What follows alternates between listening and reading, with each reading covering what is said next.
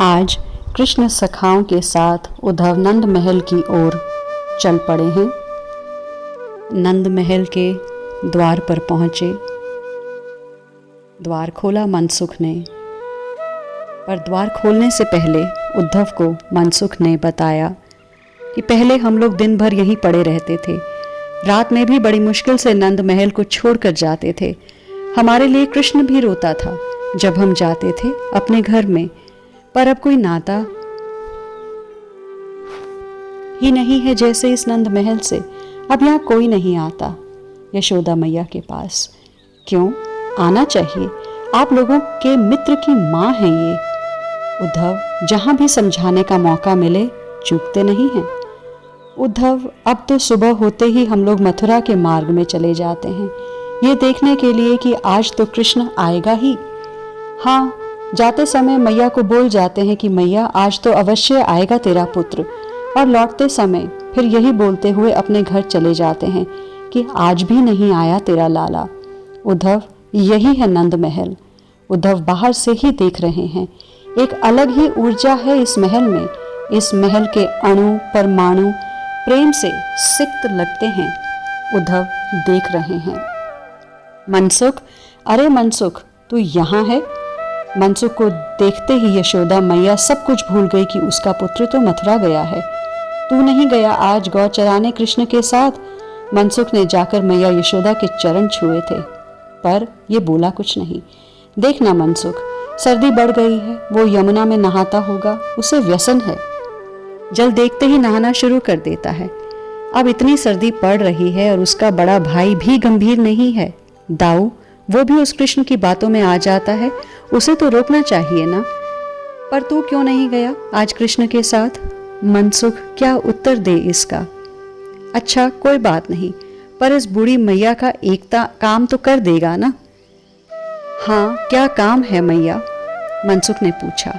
देखना, अपनी काली कमरिया यहीं छोड़ के चला गया, कुछ याद नहीं रहता है उसे।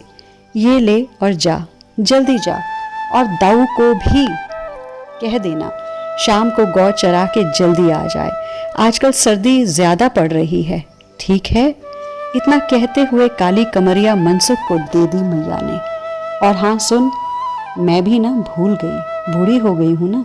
हाँ अब याद आया, ये काली कमरिया शाम को आते समय मेरे कृष्ण को उड़ाकर ले आना, ठीक है? याद से दाऊ को कह देना। जा अब जल्दी जा। अरे खड़े होकर मुंह क्या देख रहा है मेरा, जा। तभी सामने देखा नील वर्ण का एक किशोर, बिल्कुल कृष्ण की तरह मोरपंख धारण किए हुए, पीतांबरी ओढ़े हुए, गले में वनमाला, माथे में गोरोचन का तिलक और केसर का चंदन। यशोदा मैया देखती रही, ये मेरा कृष्ण तो नहीं है, पर कृष्ण जैसा ही लग रहा है। ओह मनसुख, ये कौन है? मैया ने मनसुख से ही पूछा। ये कृष्ण का मित्र है, मथुरा से आया है, उद्धव नाम है इसका। पर मेरे कृष्ण का मित्र मथुरा से क्यों आया? बूढ़ी मैया की अब यादाश्त भी कमजोर हो गई है। कृष्ण तो मथुरा गया है ना? मनसुख ने धीरे से कहा। कृष्णा मथुरा गया है, कृष्णा मथुरा गया है, इन शब्दों को बार बार दोहराती है मैया यशोदा। हाँ, कृष्ण तो मथुरा गया है। तभी नेत्रों से अश्रु गिरने शुरू हो जाते हैं मैया के। सर्दी आ गई है, वहां भी तो यमुना है, वहां भी नहाता होगा ना। वो थोड़े ही मानेगा किसी की। दाऊ भी कहाँ रोकता है उसे। मेरे कृष्ण को मथुरा में सर्दी लग जाएगी, इतना कहते हुए बैठ जाती है मैया यशोदा और रोने लगती है।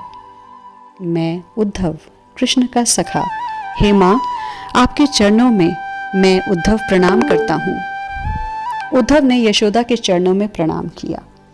बड़े गौर से देखा यशोदा ने उद्धव को, फिर सिर में हाथ फेरती हुई बोली, उद्धव बताना कैसा है मेरा लाला? यही है वो आंगन जो कभी कृष्ण की किलकारियों से गूंजा करता था, पर आज सूना है। यही है वो आंगन जहां मेरा बेटा नाचता था और मैं ताली बजाकर उसे नचाती थी। 5 वर्ष का था वो। यही है वो आंगन। यशोदा उठी और आंगन में जाकर खड़ी हो गई। उद्धव इसी आंगन में एक बार मचल गया, कहने लगा चंदा दे, फिर कहने लगा माखन दे। अपने आंचल में मुंह ढकते हुए यशोदा हंसी, फिर कहने लगा, मैया ब्याह करा दे। उद्धव ब्याह करा दे, ये कहता हुआ वो जिद करने लगा था। इसी आंगन में लौट गया था, अपने पैर पटक पटक कर रो रहा था। यशोदा की हंसी और नेत्रों से आंसू दोनों एक साथ चल रहे हैं। बहू ला दे, ब्याह करा दे। हंसते हंसते, रोते रोते यशोदा मूर्छित ही हो गई। उद्धव और मनसुख दौड़े और मैया को संभाला। कौन, तू कौन है? जब कुछ होश आया मैया यशोदा को। मैं उद्धव, कृष्ण सखा। अच्छा अच्छा, पर मैं बहरी थोड़े ही हूँ, धीरे बोल। और हाँ, मेरा कन्हैया सो रहा है, तुम जोर से बोल रहे हो ना, जग जाएगा, बड़ी मुश्किल से सुलाया है उसे मैंने। यशोदा बोले जा रही है। पर आपका कृष्ण यहाँ है, उद्धव ने इतना ही बोला था। मेरा कृष्ण मुझे छोड़कर कहीं नहीं जाता, देख पालने में सो रहा है, यशोदा ने कहा। कहाँ है पालने में? उद्धव ने पूछा। मनसुख दूर खड़ा होकर रो रहा है। ये रो क्यों रहा है? मनसुख, तू रो क्यों रहा है?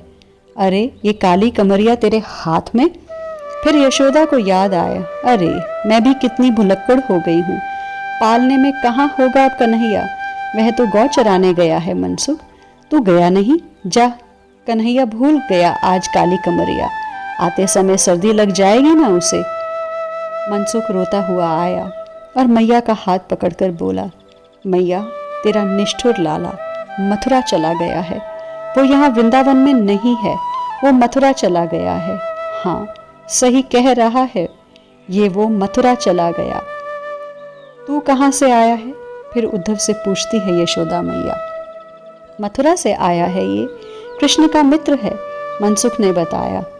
ओह, अपने पास बैठाती है यशोदा उद्धव को। देवकी है ना कृष्ण की माँ। फिर रो पड़ी यशोदा।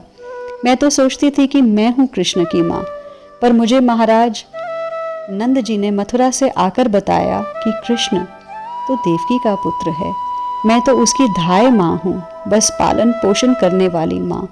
ये कहते हुए आंसुओं से यशोदा का पूरा वस्त्र ही भींग गया था।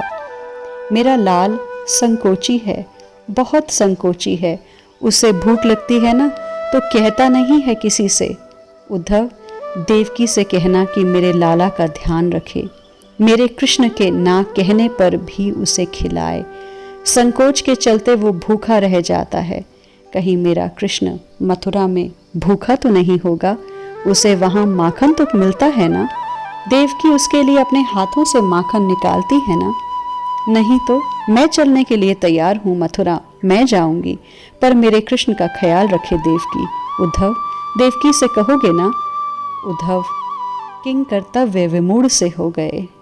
क्या कहें इस ममतामयी माँ को, किस शब्द से सांत्वना दें? उद्धव को अपने शब्दों की निर्धनता पर अपने ही ऊपर दया आ रही है।